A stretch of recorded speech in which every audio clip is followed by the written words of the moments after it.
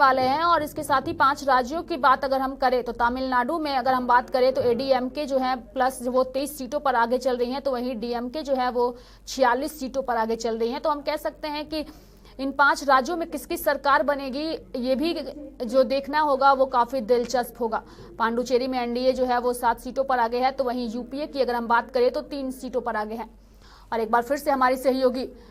आपको बता दें कि सुमन मिश्रा जुड़ चुकी हैं। हम सीधे सुमन का रुख करते हैं। सुमन, जिस तरीके से रुझानों में टीएमसी पार्टी पर जो बंगाल की जनता ने जो है वो भरोसा दिलाया है, लेकिन अगर हम नंदीग्राम सीट की बात करें जो कि सबसे दिलचस्प सीट बनी हुई थी, नंदीग्राम से ममता बनर्जी जो कि मुख्यमंत्री पद की उम्मीदवार है वो खुद अपनी सीट से जो है वो पीछे चल रही है। जी देखिए, ये रेखा कांटे की टक्कर थी। नंदीग्राम जो है एक भूमिपुत्र और ममता बनर्जी के लिए एक पुत्री में बंगाल अपनी पुत्री को ही चाहिए, ये जो नारा लगा रही थी अब तक ममता बनर्जी, और जो कि शुभेंदु अधिकारी जो कि उसी दल से थे, टीएमसी से थे, जो कि टीएमसी को छोड़कर वो बीजेपी का समर्थन, बीजेपी के साथ दे चुके। उन दोनों में कांटे की टक्कर देखी जाती है, क्योंकि वो जो नंदीग्राम जो क्षेत्र है वो कहीं ना कहीं शुभेंदु अधिकारी का गढ़ है, वो उनके भूमिपुत्र के रूप से वहां वो जाने जाते हैं। तो कहीं ना कहीं ये टक्कर कांटे की थी ममता बनर्जी और शुभेंदु अधिकारी के बीच। और कहीं ना कहीं देखा जाए तो शुभेंदु अधिकारी जो है वो ममता बनर्जी को कांटे की टक्कर देते हुए वो आगे हैं नंदीग्राम सीट से। जी रेखा। बिल्कुल बिल्कुल सुमन, और इसके साथ ही जिस तरीके से अगर हम ओवरऑल पश्चिम बंगाल की बात करें तो ममता बनर्जी लगातार महिलाओं के विकास की भी बात करती रही। उन्होंने खुद महिला के तौर पर अपने आप को रिप्रेजेंट किया और इसके साथ ही कई महिलाओं को चुनावी मैदान में जहां उन्होंने उतारा, वहीं अगर हम बीजेपी की बात करें तो बीजेपी ने कई महिलाओं को चुनावी मैदान में उतारा। तो ऐसे में जो पश्चिम बंगाल की महिला वोटर्स हैं, आपको क्या लगता है किस पर उन्होंने अपना भरोसा जताया होगा जो बंगाल की महिला वोटर्स हैं? जी देखिए, दोनों पार्टियां जो है वो महिलाओं को लेकर खूब यहाँ रण क्षेत्र में अपना चुनावी दंगल जो है दिखाती आई हैं। दोनों ही पार्टियां हैं जोर शोर से महिलाओं के प्रचार में महिलाओं को लेकर उतरी हैं, और जिस तरीके से वो महिलाओं के विकास के लिए महिलाओं के ऊपर राजनीति करती आ रही हैं, वो कहीं ना कहीं देखा जाए तो महिलाएं जो है वो बीजेपी और टीएमसी दोनों के ही पक्ष में दिखाई दे रही हैं। वैसे जैसे जैसे जो है ईवीएम मशीनें खुलेंगी, जो है आगे आगे जो काउंटिंग बढ़ती जाएगी, तभी उसके बाद क्लियर रूप से स्पष्ट होता जाएगा कि जो यहाँ की बंगाल की जो महिलाएं हैं या बंगाल के जो लोग हैं वो किसके तरफ रुझान करते हैं और किसको बहुमत देकर यहाँ पे सरकार बनवाते हैं। जी रेखा।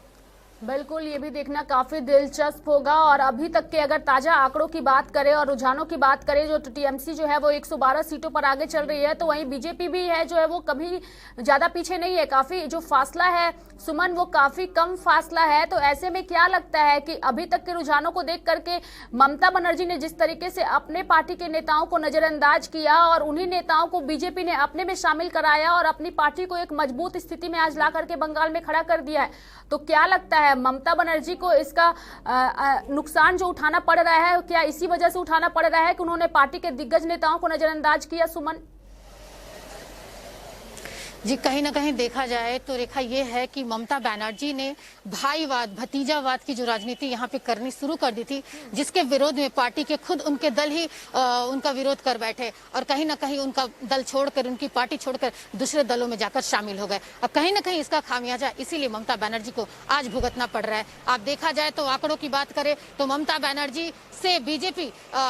टीएमसी से बीजेपी कुछ ज्यादा पीछे नहीं है, बराबरी पे ही चल रही है या कुछ सीटों से ही कम चल रही है। लेकिन जैसे जैसे समय बढ़ता जाएगा ये आंकड़े क्लियर होते जाएंगे, ये साफ होते जाएंगे। लेकिन वैसे मैं बता दूं कि ममता बनर्जी कहीं ना कहीं पार्टियों को कहीं ना कहीं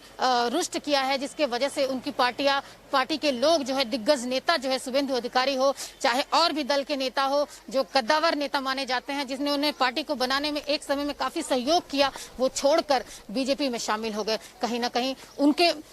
शामिल होने से बीजेपी में ममता बनर्जी को एक कहीं ना कहीं इसका नुकसान या खामियाजा भुगतना जरूर पड़ सकता है। वैसे अभी तक तो टीएमसी जो है बीजेपी से आगे ही जा रही है, लेकिन जो आंकड़े बता रहे हैं वो बीजेपी टीएमसी को कांटे की टक्कर दे रही है, कुछ सीटों से पीछे है। लेकिन हो सकता है 2016 के चुनाव में जिस तरीके से टीएमसी लोकसभा का जो चुनाव था उस 2019 में जो लोकसभा का चुनाव था, मैं आपको बता दूं, जो 42 सीटों का चुनाव था जिसमें बीजेपी ने 18 सीटें दर्ज कराई थी, हासिल कराई थी। बीजेपी को यह भी नहीं पता था कि वो 18 सीटें जीतेंगी, लेकिन टीएमसी कहीं ना कहीं उस समय भी बोल रही थी कि वो 42 सीटों में से 42 सीटें ही पाएंगी। लेकिन ये जो उनके मनोबल को तोड़कर बीजेपी ने वहां 18 सीटें जो दाखिल की, 18 सीटों पर जीत दर्ज कराई, कहीं ना कहीं उसके बाद से ये लगने लगा कि कहीं ना कहीं बंगाल हो सकता है परिवर्तन में शामिल हो जाए। इसके बाद से बीजेपी पार्टी जो है वो बंगाल की सत्ता को पाने के लिए पूरी पुरजोर कोशिश कर डाली, और कहीं ना कहीं देखा जाए तो टीएमसी के जो गद्दावर नेता है वो पार्टी छोड़कर बीजेपी में शामिल हो गए, और कहीं ना कहीं बीजेपी भी उसका लाभ उठाते हुए चुनावी रैली और जनसभाएं कर कर बंगाल की माटी को, बंगाल की जनता को ये बताने का प्रयास की कि अगर भाजपा सरकार बंगाल में आती है तो वो विकास की राजनीति करेगी, न कि किसी तरीके से खेला होने की राजनीति करेगी। जी बिल्कुल, प्रचार के दौरान सुमन काफी इस तरीके से देखे गए, आरोप प्रत्यारोप भी देखे गए, लेकिन अगर अभी तक के रुझानों के हिसाब से अगर हम चर्चा करें सुमन, तो रुझानों को देख करके किसी भी पार्टी की पूर्ण बहुमत के साथ सरकार बनती हुई नहीं दिख रही है, अगर रुझानों पर बेसिकली हम चर्चा करें तो सुमन।